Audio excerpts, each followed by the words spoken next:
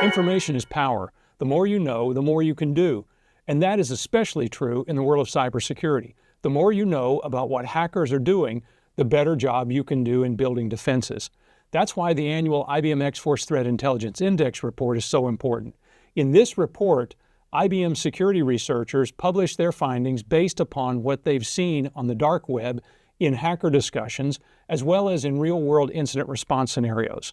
In this video, we're going to take a look at the findings, the good, the bad, and the ugly. Oh, and also some recommendations as to what you can do to defend yourself against some of the most common attacks. And stick around to the end for a bonus finding regarding what we learned on the dark web. Okay, let's start with the good news. Well, turns out ransomware was actually down. For the third year in a row, it's been down. And in fact, payments for ransomware situations are down 35%. It's a lot of good news. And also in this good news, part of the reason these payments have gone down and the reason ransomware maybe is not quite as prevalent, law enforcement has been helping us a lot here. In fact, they've broken up a couple of very high-profile ransomware rings, and that's showing its effect here as well. But we're seeing the ransomware attackers change their approach and their tactics and their goals. So for instance, in the past, they were predominantly looking to encrypt your data and then charge you to get it back. Now they're looking just to steal the data and then maybe extort you and say, I'm going to publicize this to the world if you don't pay me. Or they just use the data themselves. So there's a lot of different things that can be happening here. It's not all good news, but there's definitely some improvement. How about another piece of good news? Phishing attacks actually down 50%. Now that is good news because phishing has been one of the #1 causes of data breaches. Doesn't mean data breaches are all gone. In fact, don't celebrate on this one yet. We're going to talk a little more about this when we get to the bad, because there's a flip side to this one. But it's still good to see that at least there is some improvement in this space. And then one more bit of good news that I want to give you is that down were the number of persistent malware samples that were out there. The number of different cases where people were able to do this kind of really sophisticated malware that's very difficult to get rid of, we saw that go down. And why do we think this is the case? Well, it turns out some of your investments in terms of IT security, cybersecurity tools, it seems to be paying off. In fact, it looks like EDR, endpoint detection and response capabilities, were contributing to this, and a better ability to do advanced detection of using cybersecurity tools. All of these contributed to causing persistent malware to have less of an effect on our environment. All right, let's take a look at the bad. Well, one of the things that was not good for us is that credential theft was up.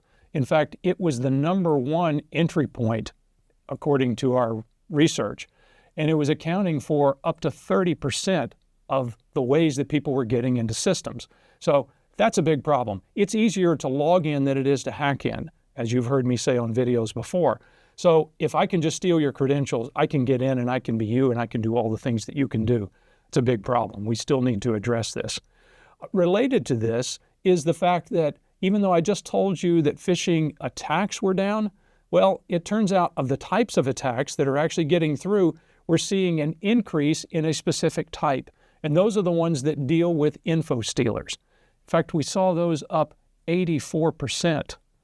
Now, what's an info stealer? Well, it's basically software that goes on your system and then it's trying to steal information about you. For instance, credentials. So we just talked about those. So it could steal your login password. It could steal information about you as well that could later be used as part of an identity theft situation. We could steal credit card numbers, all those kinds of things. So information stealing is, of course, what the bad guys are after, and we're seeing that continue to increase. One more set of bad things that we saw relates to the dark web. So in our research, when we went and looked at the dark web, we found that of the top 10 vulnerabilities that were being discussed on the dark web, all of them had publicly available exploits. So that means these are not just theoretical threats. These are threats that are real and people are talking about them, the people that are able and ready and willing to do something about it. Another thing we saw was, again, so much of this is about credentials. And in terms of credentials, we're seeing different types of services. Yeah, there's a service. There's a service called access as a service, where someone basically puts up a system that is able to be able to steal credentials or allow you to leverage other people's existing credentials. So access as a service is in fact a thing. And we're seeing more of this kind of stuff that relates to attacker in the middle. Attacker in the middle is another way, if I'm able to insert myself into the path between where you are and where you're trying to log into, then I may be able to intercept your credentials or other information about you. So this is something that's been around for a long time, but we're seeing an increase in these types of activities. Now, one other area that still is kind of to be determined, and that's artificial intelligence. What is this going to do for us or to us? Well, last year's report, we made an observation, and we're kind of repeating that observation again. And that is, when a technology hits a certain point in its adoption curve, that's when we expect to start seeing it really be exploited. So if you think about AI, well, an AI project, the way it may go would be like this. We've got different levels. We've got where we start off with a proof of concept, we might move into a pilot mode, then we go into production. Well, it turns out if once a technology kind of hits this sort of 50% point, that's an inflection point. When AI projects start moving more and more into production, although right now I think we're seeing some in production, but we're seeing a lot that are still down in this space. Once we start seeing more and more projects go into production, we expect that we're going to see more and more attacks in this space. So we're seeing early signs of it already, and here's your warning. Be on the lookout for this. Learn how to secure your AI environment because it's a new attack surface. And now for the ugly. In one instance, a popular AI chatbot exposed over 1 million sensitive records, including user chat histories and API keys. Look, the bottom line is if you don't provide your users with a better alternative that is secure, then they'll use one that isn't, and you'll end up with results like this. We also learned that when it comes to ransomware as a service, yeah, that's a thing as well, ransomware as a service, there may be no honor among thieves. So, for instance, we found in 2024 the largest breach of medical data in U.S. history. It affected over 100 million users, and it resulted in a ransom of $22 million being paid. Well, how did this thing work? Well, it turns out that we have what we call a ransomware as a service provider. So the provider creates this system. And then an affiliate, someone who comes along and leverages the system and uses it in order to attack an organization. So that's what happened. And as I said, the 100 million user records were compromised. They paid the ransom, 22 million. They send it back. And you would think then the money would go to this individual who actually launched the attack. Nope, they got cut out of it, as the provider ended up cutting them out of the deal, pocketing the money themselves, and now you end up with two losers in this situation. Okay, now we've taken a look at the good, the bad, and the ugly. What are you supposed to do about this? Well, I'm going to give you 3 main areas of recommendations that you can do to make yourself less likely to be a victim of these situations. So the first one we're going to talk about, look, I mentioned over here a lot about credentials. The bad guys are coming for your credentials. So what should you be doing to safeguard those? Well, there's a lot of things, in fact, you can do. Multi-factor authentication is one where you use something you have, something you know, something you are. You combine all of those together. But let me tell you, what's even better than having a password that is strong is not having a password at all. Use a passkey. I've talked about this in other videos, so you can go take a look at that. But passkeys are a stronger alternative that are much more difficult to be phished and stolen. So if we just remove that from the attack surface, we're already a lot better situation. Another area that we need to address is the sprawl of data and identities. So we've got data that is proliferating across our environment. It's really easy to copy stuff, spin up a new cloud instance, and put some sensitive data in there because you're wanting to do some testing against it.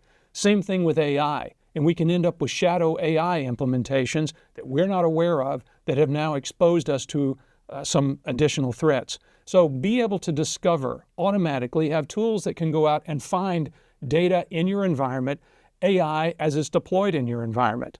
And when it comes to identities, those can also get sprawled a lot of different places. So we need to be able to centralize the management of those. We need a secrets management system where we can store all the sensitive information, the passwords, the API keys, and the things of that sort, digital certificates, all of those kinds of things. Do those things in a much more manageable way, and it will be much more difficult for bad guys to take advantage. And then, as I mentioned, AI is coming. I'm sure you're aware of that. What are we supposed to do to be prepared for that? I put that in one of the things where we haven't seen so many attacks there yet, so that means there's still time for us to avoid it. So what should you be doing? Think about AI as a development pipeline. In fact, what we do is we have data that then is used to train a model, and then that model is what we go against and do inferences. So we have data, we have model, and we have usage. We need to secure the data, we need to secure the model, we need to secure the usage. I've got to secure every one of those things and take a look at what are the attacks like in each one of these, because AI is a new attack surface. So if I look at this whole thing, the other thing I conclude from this is that it runs on an IT infrastructure. So I have to secure this basic IT infrastructure. This is IT Security 101, the stuff we've always done. We have to keep doing that, but now we have to secure the data that goes into training AI, the models themselves, and the usage of those things also. And maybe even look at governance over the whole system as well. Do all of those things and you'll be in a better situation to deal with these attacks. Now, let's take a look at what we learned on the dark web with our bonus topic. X-Force monitors the dark web for attacker discussions, and what they found was that the top 3 vulnerabilities discussed made up half of the mentions of the top 10. So let's drill in on those 3. And what did those 3 elements have in common? Well, they were all purpose-built proprietary operating systems for next-gen firewalls. And they allowed for a remote attack to execute arbitrary code on these systems. That means a bad guy across the world can control your infrastructure. The reason that's scary is these tools make up the core networking and security infrastructure for most environments, so the risk is substantial. What should you do about these? Well, first of all, monitor security advisories. Secondly, keep software levels up to date. So, in the end, that's a quick summary of the IBM X-Force Threat Intelligence Index report, the good, the bad, and the ugly, and what you can do about it, because information is power, and now you have the power.